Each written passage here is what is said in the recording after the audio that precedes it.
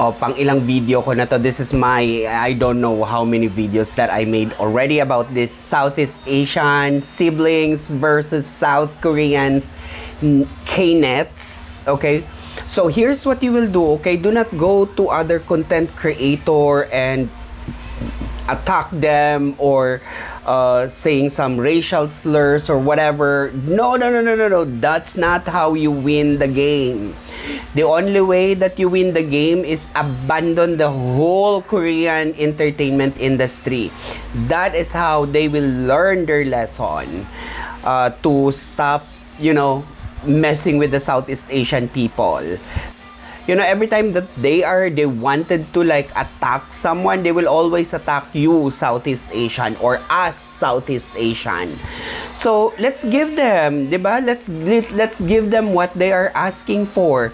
Abandon the whole Korean entertainment industry. Do not buy their ticket, do not watch their movies, do not watch anything about Korean. Right? But do not attack those content creators, do not attack those Korean American, because these guys, they don't have anything to do with that, right? Because we wouldn't know. We don't know if they are K-pop fans, right? So what you will need to do in order for you to win this war, do not buy their concerts, do not watch their K-dramas, do not listen to their music. You know what? The Southeast Asian pop culture industry is very rich.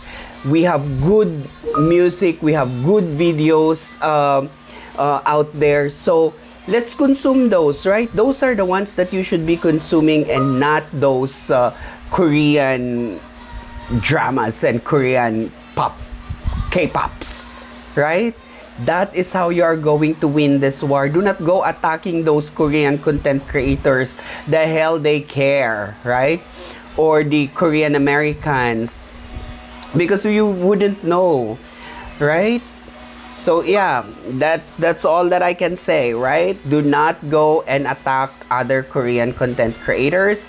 Just abandon the ship for K-pop or Korean entertainment industry in general.